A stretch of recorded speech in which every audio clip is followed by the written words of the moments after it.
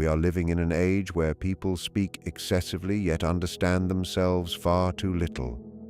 You are taught that you must share, you must prove yourself, you must show the world that you are busy, that you are moving ahead, that you are becoming valuable. But the more you speak, the more drained you become. The more you seek recognition from the outside, the more you feel a quiet void expanding within you. Carl Jung believed that people do not lose their way because they lack direction, but because they have turned away from their own inner world. When you live through other people's eyes, you are forced to wear a social mask in order to survive. And then over time, you no longer know what performance is and what is real. Silence, therefore, is not escaping from life. Silence is the moment you stop performing, stop explaining, and begin listening to what is functioning deep within your unconscious. 2026 has just started. Perhaps this is not the year for you to be louder, but the year for you to be courageous enough to return inward. A year to focus on yourself, confront yourself, and begin the true process of growth that Jung called individuation. If you feel it is time to live more genuinely, more profoundly, and no longer rely on the world's applause, stay with this video until the end. And if you are ready to step into that path, comment, "I am ready." Because what you are about to hear may not make your life simpler, but it will help you understand yourself more deeply. And that is the beginning of a life that truly belongs to you. Number 1. Why do you constantly need other people's approval? There are reactions that happen quickly and feel familiar. A slight irritation when you are ignored, a hollow feeling when no one responds, or a vague disappointment when your efforts are not acknowledged. They are often dismissed as small matters, but at a deeper psychological level, they are not random. As 2026 unfolds, these reactions become clearer, like a signal that your worth is being placed too heavily in external eyes. This sense of insecurity does not come from arrogance, but from a silent emptiness within, a place where you have not truly stood firmly with yourself unless someone validates it for you. According to Jung, people are not born dependent on other people's gaze. That dependence develops slowly as the bond between a person and their inner world starts to weaken.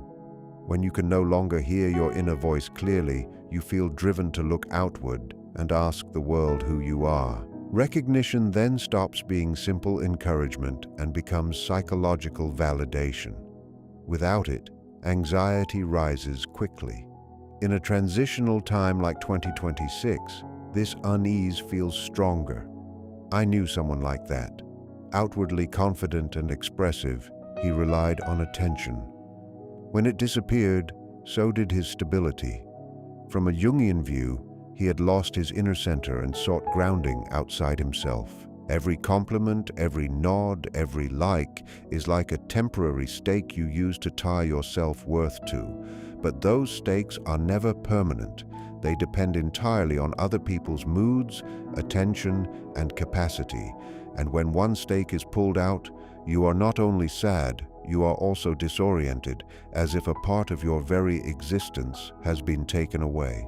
In today's context, as life accelerates and attention becomes fragile, that feeling becomes even easier to trigger. There is a truth Jung pointed to, but very few people dare to confront it. Loneliness does not come from having no one around, but from being unable to communicate the things that seem meaningful. When you cannot connect with what is most significant within you, you try to speak more, show more, appear more, hoping someone will see you and define you for you. But that recognition only touches the surface. It never reaches the roots of loneliness. Imagine you are standing in the middle of the sea at night. If you can see a lighthouse ahead, you will not panic too much even if the waves are high and everything around you is dark, because you know where you are heading. But if there is no light to guide you, you will start clinging to anything floating on the water. In psychological life, other people's approval often resembles those pieces of drifting wood. They keep you from sinking for a moment, but they never bring you to shore. Jung believed that many modern people live like this, drifting on external gazes and reactions instead of having an inner axis strong enough to guide themselves. What is dangerous is that the need for approval rarely appears as an obvious weakness. It often appears in attractive forms: ambition, determination, discipline, and the pursuit of growth. Yet Jung stressed that the true issue is the inner motive. Do you act because you trust its value, or because you need others to witness it? Outwardly, these motives look identical, but psychologically they differ completely. One arises from inner connection. The other grows from fear of inner abandonment. Each time you wait for responses, you search for yourself in others' eyes. Compliments briefly cover inner lack, but never last. The more you depend on approval, the further you drift from your center, and loneliness quietly deepens.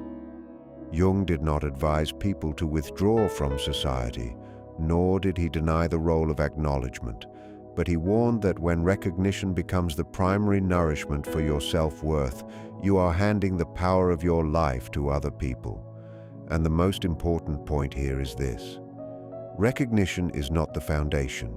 It is only a sign that you are missing an inner anchor. When you are not yet steady in your inner world, you must borrow other people's gaze to feel valuable. As you step into 2026, the core lesson is no longer to be seen more, but to become steady enough that you do not need external confirmation to begin returning to build real value from within yourself. That is where the real journey begins. Number 2, the social mask is concealing your real self. When you begin to realize that seeking approval is only a sign of inner instability, many people fall into a strange sensation. They are no longer focused on the external gaze, yet they may feel unsure who they are without playing the role they once held. At this intersection, Jung introduces a key concept: the social mask, or persona. The persona is not morally false. It is a necessary structure for functioning in society. You cannot present all your raw emotions, instincts, and contradictions at once. A role or image is needed to fit in. Psychological difficulty begins when one forgets it is a mask. Then you live according to it, defending your image even more than your true feelings.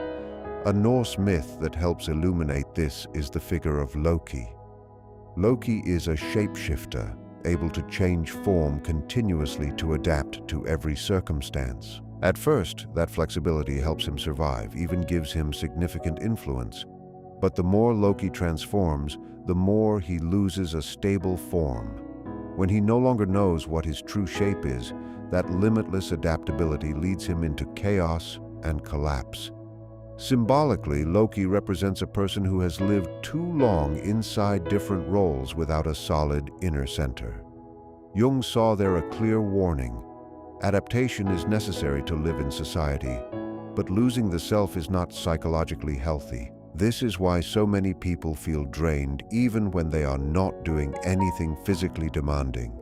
They are not tired from labor. They are tired from constantly maintaining an image. The persona requires energy to exist. It demands that you regulate your words, your emotions, your reactions. When the persona expands, the real self is pushed behind the stage. Unacceptable feelings, improper thoughts, and desires that do not match your social role are suppressed into the unconscious. They do not disappear. They accumulate, waiting for a chance to rise up as emptiness, irritability, loss of direction, or the feeling of living without truly being present. What is subtle about the social mask is that society often rewards it. The person who speaks appropriately, manages emotions well, and builds a consistent image is often praised. But Jung emphasized that psychological maturity is not about how perfectly you perform a role. It is about whether you stay connected to the living core within you. When the persona takes the entire stage, the real person does not disappear. It is simply pushed into the background. And the more it is pushed back, the more it attempts to return through indirect paths. To make this easier to understand, imagine the persona as the paint on the outside of a house. At first, the paint makes the house look better and blend with the surrounding environment. But if you obsess over repainting the surface while the foundation inside is cracking, the house will eventually collapse. Many people today invest all their energy into the paint, image, roles, titles, and social approval. Meanwhile, the foundation, inner life, real emotions, and core values are neglected. Jung believed this imbalance is what leaves modern people exhausted, not because they do too much, but because they live too far from their authentic selves. As you step into 2026, as society increasingly runs on images, roles, and performance, the danger of identifying with the persona becomes even stronger. You can be very correct, very polished, very appropriate, yet inside feel like a stranger to yourself.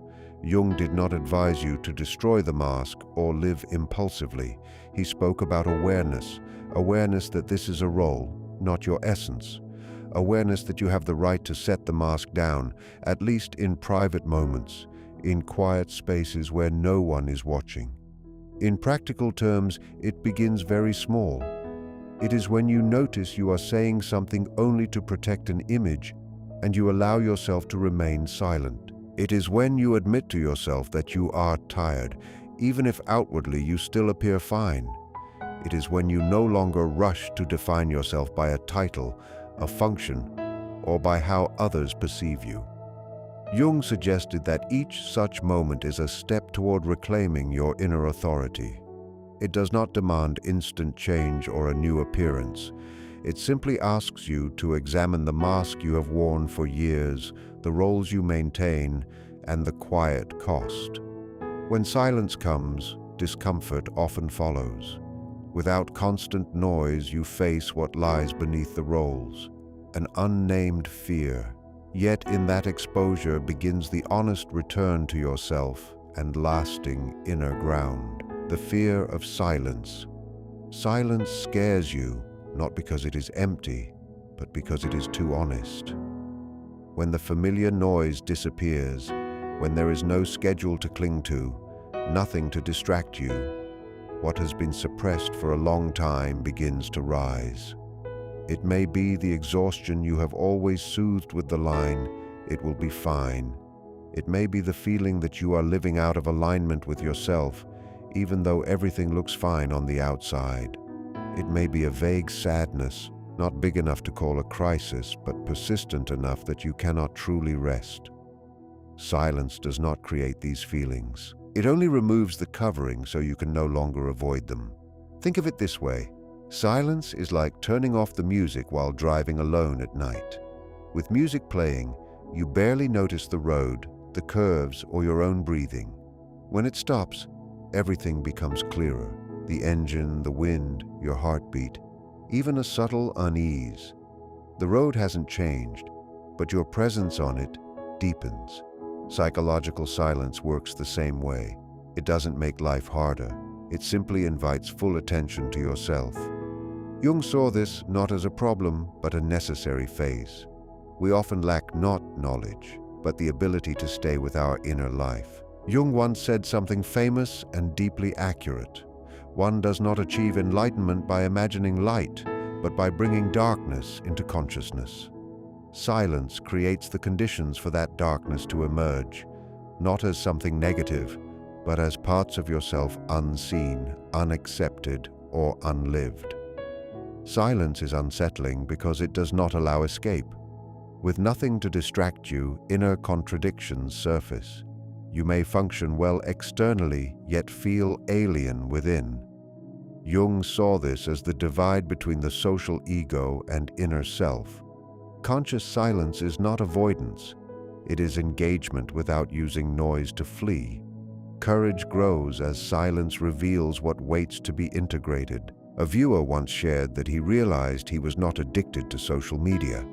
He was addicted to not being alone. Whenever there was empty space, he immediately found something to fill it. Once, due to circumstances, he had to remain still in his room with nothing to consume. The first minutes were restless, then irritated, Then a very familiar but forgotten feeling surfaced. The feeling that he was living a life that did not truly belong to him. He said that moment was not pleasant, but it was so real that he could not return to his old way of living. From Jung's perspective, that is not a crisis. It is the beginning of consciousness. When silence exposes you, it does not weaken you. It only removes the illusion that everything is fine simply because you are always busy. Many people are tired, not because they do too much, but because they never allow themselves to stop long enough to listen. Practically, silence does not need to begin with big or extreme changes. It starts subtly. It is when you stop filling every gap with noise. It is when you let an uncomfortable feeling exist without rushing to change it. A few minutes of not reacting, not consuming, just noticing what you feel. The key is attitude, not time. Silence is not to improve yourself, but to become more authentic. Practice this way, you notice that unease does not come from silence itself, but from parts of yourself long avoided. Entering 2026, silence becomes essential, revealing the shadow within, the part quietly shaping your choices, emotions, and direction all along. Jung called that part the shadow. In Jung's thought, the shadow is not the bad part in the usual moral sense. It is not the same as being corrupt or deviant. The shadow is the totality of what you once had to deny in order to be accepted, to be loved, to be seen as right. It is the anger you swallowed to become agreeable. It is the vulnerability you hid to maintain the image of strength. It is the craving for recognition you denied beneath a calm exterior. And sometimes, the shadow also contains powerful, creative, vital qualities you did not dare to live fully because you feared being different, feared standing out, feared no longer belonging to the crowd. A frequently mentioned example when viewed through a Jungian lens is Michael Jordan, the American basketball legend. Regarded as one of the greatest athletes in history, he is famous for iron discipline and fierce will to win. Yet many teammates have shared that this intensity also created immense psychological pressure. From a Jungian perspective, this can be understood as the force of the shadow, an obsession with failure and with losing worth when no longer at the peak. When the shadow is not made conscious, it can become an unconscious engine producing extraordinary achievement while leaving loneliness in the inner life. Jung did not condemn ambition, nor did he deny the power of will. He only warned that when you do not recognize the unconscious motive behind qualities that are praised, you will be used by them. The shadow rarely appears as an obvious saboteur.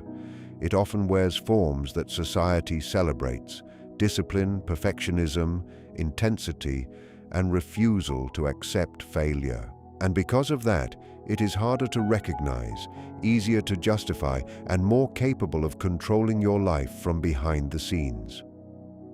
From this observation, Jung reached a key conclusion expressed in a famous and deeply accurate line. Until you make the unconscious conscious, it will direct your life, and you will call it fate. Many people believe they are living by free choice, when in reality, they are being led by inner parts that have never been brought into the light. Modern science increasingly supports this observation in different language. Many studies show that much of human decision-making happens at the unconscious level before consciousness can intervene. The brain continuously uses patterns formed from early experience, emotional memory, and core beliefs. When you are not aware of these patterns, you will think you are choosing with clarity when you are actually reacting through old conditioning.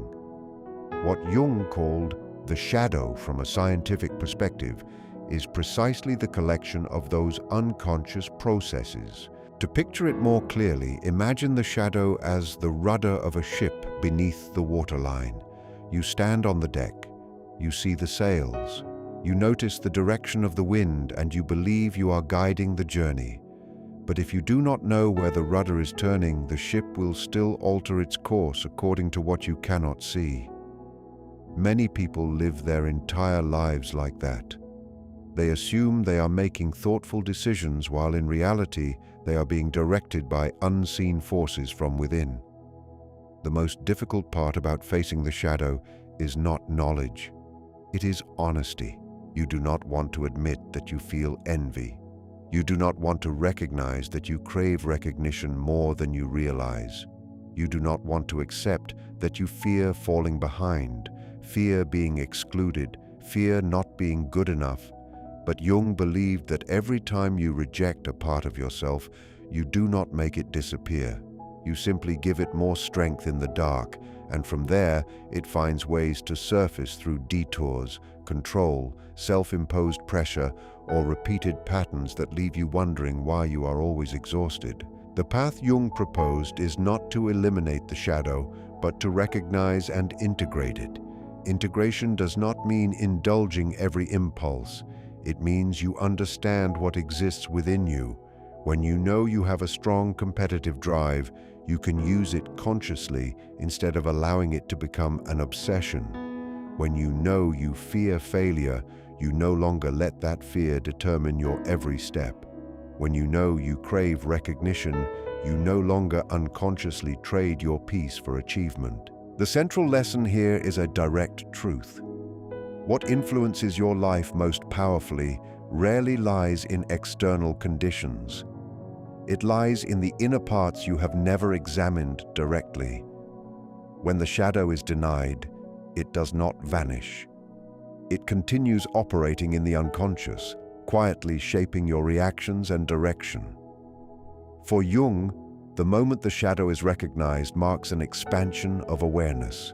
You are no longer dragged along in a fog. You begin to gain distance from your own inner impulses. From that distance, choice becomes possible, replacing the repeated reactions you once called personality or fate. That is why, if you want to move toward 2026 with a desire to live more focused and authentic, the important thing is not to control your life. It is to stop denying yourself. And before we continue, take a calm moment. Slow your breathing. Let what has just touched you settle, because in that pause, genuine transformation can begin. Number 5, in 2026, focus on yourself and live in silence. The moment you have seen the mask you once wore, had the courage to remain silent, and touch the shadow that quietly influenced you, this journey naturally reaches its closing point. Not through a dramatic breakthrough, but through a clear settling. Here, Jung no longer asks how much more you have understood about human psychology. He asks a deeper, more practical question. In 2026, how will you live? And the answer is, focus on yourself and live in silence. For Jung, focusing on yourself is not a self-improvement slogan, and it is not an obsession with the ego. On the contrary, it is a sign that a person has begun to reclaim the psychological energy that was scattered outward. When you live on approval, you must constantly attend to what others think, want, and judge. When you live through the mask, energy is spent maintaining an image. When the shadow operates unconsciously, energy is pulled away by uncontrolled reactions. Jung believed that a life like this, no matter how busy or proper it appears, is always leaking energy. Silence emerges when that leakage begins to close, not the silence of avoidance, but the silence of someone who no longer needs to explain who they are. You do not need to speak much to be seen. You do not need to respond quickly to prove you understand. You do not need to be everywhere to feel that you exist. Jung expressed this idea in a well-known line: "Who looks outside dreams, who looks inside awakes." When you are absorbed in the outer world, you move through a kind of dream. Only by turning inward do you awaken. You see this in ordinary lives. Someone once constantly active and vocal begins speaking less. They stop over-explaining and reacting to every view, not from indifference but from clarity. They do not fade, their words gain weight. Presence shifts from frequency to depth. From a Jungian view, an inner axis forms. Free from comparison, they finally choose their own direction. To see this more clearly, imagine your life like a camera.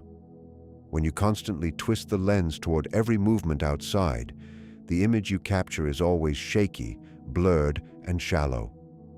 Silence is like the moment you set the tripod down, fix the focus, and wait for the light to enter.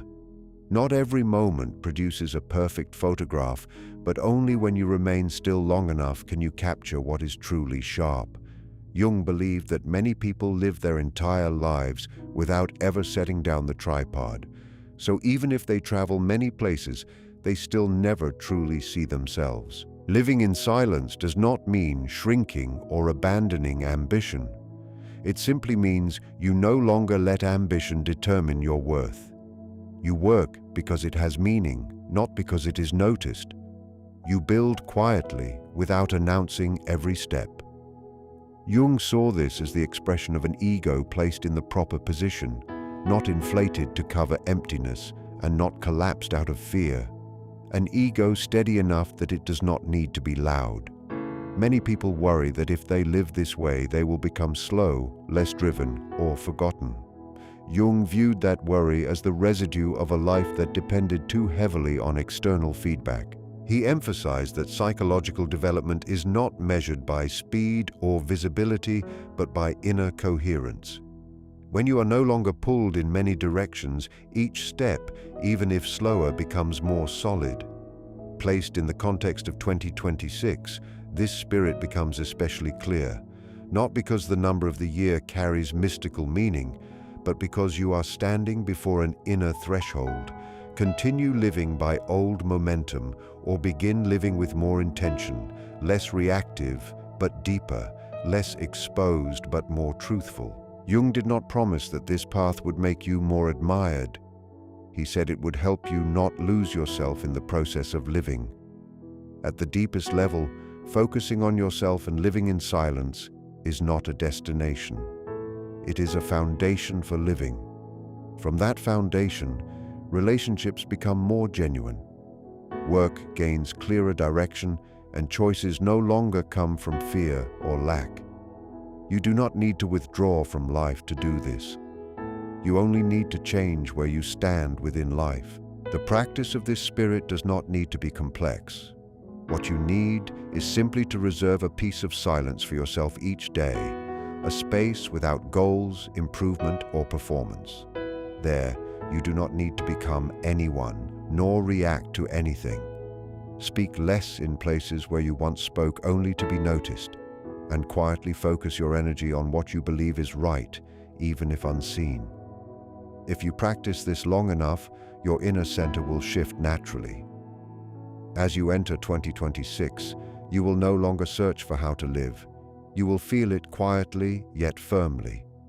For Jung, this is not emptiness, but reconnecting with your core. The new year has just begun, and 2026 does not need you to become a different person. It simply invites you to live more deeply as who you have always been. Speak less, but be clearer. React less, but be steadier. When you no longer have to constantly prove who you are, life becomes lighter, clearer, and ordered from within. Jung believed that true maturity does not come from controlling the world, but from reconnecting with yourself. And sometimes the most powerful thing you can do in the new year is not to declare anything, but to remain silent long enough to hear what is truly alive within you. Thank you for taking the time to walk this entire journey with the channel. If the video gave you a moment of reflection or peace, please press like as a quiet way of supporting us. And if you want to continue these deep conversations about human psychology through the lens of Carl Jung, do not forget to subscribe to the channel. Wishing you a 2026 quiet enough to listen to yourself and steady enough to live by what you hear.